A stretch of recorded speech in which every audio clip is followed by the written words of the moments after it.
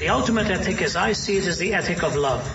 And so this world may not be the best of all possible worlds, but it may be the best of all possible means to the best of all possible worlds. Would it have been better for God to have handled this world a little differently? Well, that's the question many raise when they ask why he would create this world, knowing the pain and suffering we would witness and endure. Hear the answer to that question today on Just Thinking with author and apologist Ravi Zacharias.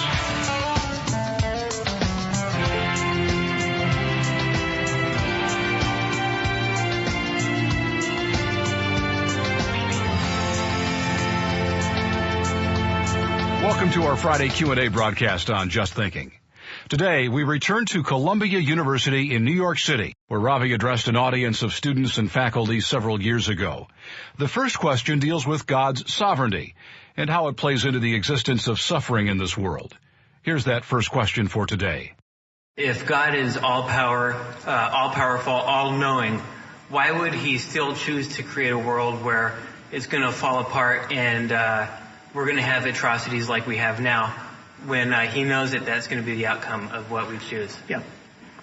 Okay, when you deal with the whole effect, which is what we are living in, whatever the cause, when we deal with the effect, what we have now, you have 3 or 4 possible options.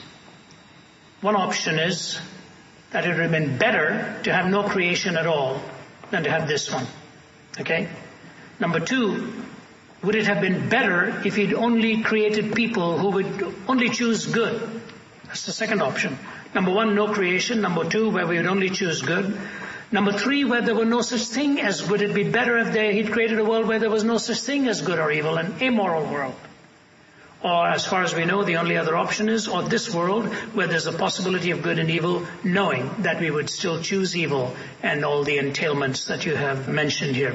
So no creation, only good, no such thing as good or evil, or this particular world. It is interesting, when we raise the question, we metaphysically introduce a moral framework.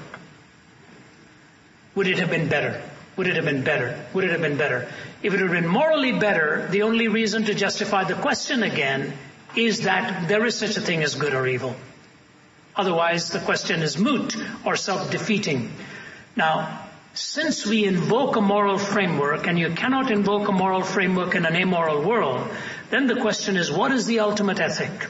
And the ultimate ethic, as I see it, is the ethic of love. And so this world may not be the best of all possible worlds, but it may be the best of all possible means to the best of all possible worlds. So I think that created order with the envisionment of love as the supreme ethic still makes the possibility the supreme ethic which the other 3 worlds would not have made possible at all. I don't know if you're familiar with the movie Silence of the Lambs, but in that movie... Can you say that again, familiar? The movie Silence of the Lambs. Yes. In that movie, there's a psychotic but brilliant guy named Hannibal Lecter who questions Clarice, who's trying to analyze him. Are you uncomfortable with the fact that maybe I'm just evil without sense or reason? So along with that, is man inherently born evil with the need for Christ to make that man good? Or are we born inherently good with sin and evil just damaging our inherent goodness? Great question. It is interesting, again, I think the Judeo-Christian worldview again stands very distinctively here. Remember, for example, the teaching of Gautama Buddha is that all suffering is a result of desire. He doesn't call it sin, he calls it desire. So if you eliminate desire, you'll eliminate suffering. And I remember talking to a group of Buddhist scholars once when I wrote my book, The Lotus and the Cross, Jesus Talks to Buddha. And I was doing an interview with them in Thailand and Malaysia and all of that. And I asked them if indeed the desire is the source of all suffering, and if you eliminate desire, then suffering itself is eliminated. I said, can you explain to me why the Dalai Lama desires the liberation of Tibet? If he has reached that plateau of being the perfect human being, as it were, why does he still desire the liberation of Tibet? There was silence in the room. And one of them said, because he chooses to. And we had a fascinating discussion at the end of that. Is he choosing to be less than what he knows to be right? as the perfect human being. And the more we talked, it became inescapable to discuss the issue that humanity's will is fallen. Our desires are to serve ourselves. When Christ comes into your life, He doesn't tell you to stop desiring. This is the only faith in the world that talks about a supernatural regeneration. It's a new birth, so that He changes your hungers and He changes what you want. He doesn't tell you to stop hungering. He said, blessed are those that hunger and thirst after righteousness. Fallen humanity does not mean that we cannot do anything good. It ultimately demonstrates that what separates us from God is not goodness or badness. What separates us from God is spiritual deadness. Jesus didn't come into the world to make bad people good. He came into the world to make dead people live. And you and I are spiritually dead, separated. And when He comes and changes you, there are many people who are atheists who live very good lives, who may do many good things. But the issue then is that goodness then the badge of honor to merit some kind of accolade? And Christ says, no, we are all lost. And ultimately, and that's why, by the way, Mahatma Gandhi said this. He said the most enigmatic thing about any religion is in the Christian faith, it's the cross. There's nothing like it. Martin Luther King Jr. so often spoke of the cross as that which kept motivating and driving him. Why the cross? Because of your condition and mine. The problem is that our morality will not change us. We are spiritually separated. So the Bible says we are born separated from God. And that separation can only be bridged by God Himself. You're a very learned man. You've had the opportunity to study and speak with and learn with many different scholars and things like that. Still, though, I'm sure there are entire bodies of knowledge that you're not immediately adept at, whether it's biology or all kinds of different technical subjects. So the question is, and I'm sure that you've had discussions about important issues that involve some of those technical subjects that you're not immediately adept at. In talking with somebody like that, given the fact that these kinds of discussions are important, but given that some of the technical issues are relevant to the discussion, how can you enter into that discussion and have it respectfully and not simply have it end with, well, you have a PhD in biology and I don't, or you read this technical journal and I didn't. I think you get the idea what I'm saying.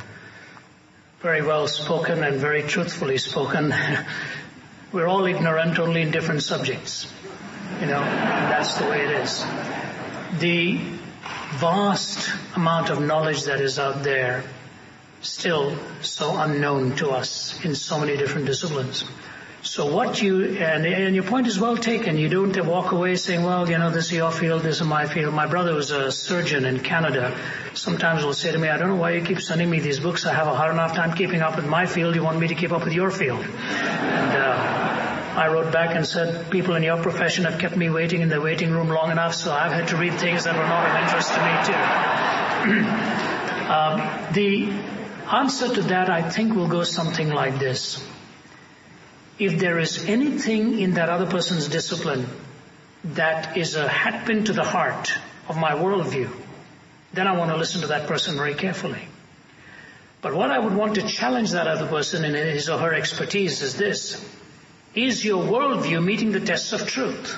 I'm not talking about biology or chemistry or physics. You have a worldview. You bring a worldview to that discipline. And what is a worldview? A worldview basically answers 4 questions.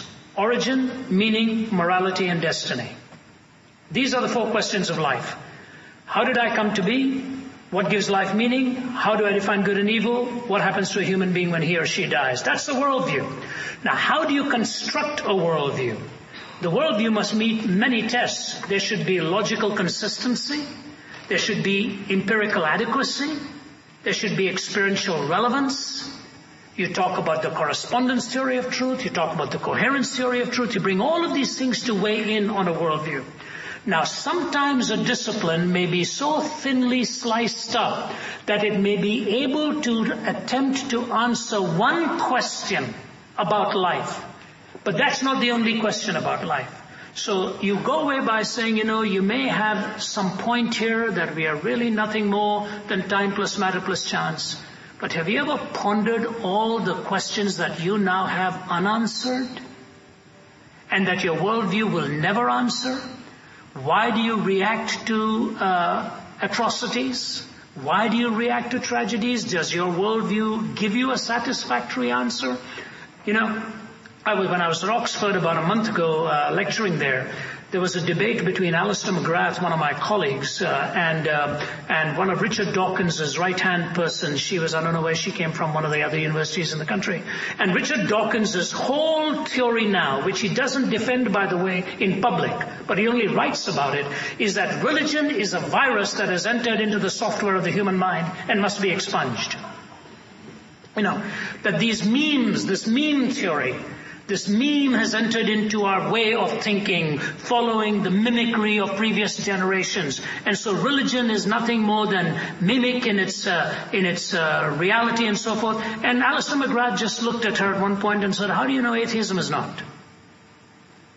How do you know atheism is not a meme that you've carried with you? And that's not a virus that needs to be expunged.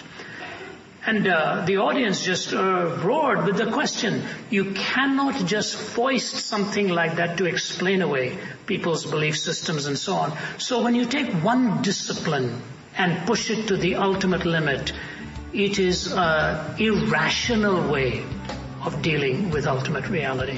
You need the metaphysician, you need the physics, you need the chemistry, you need the biology.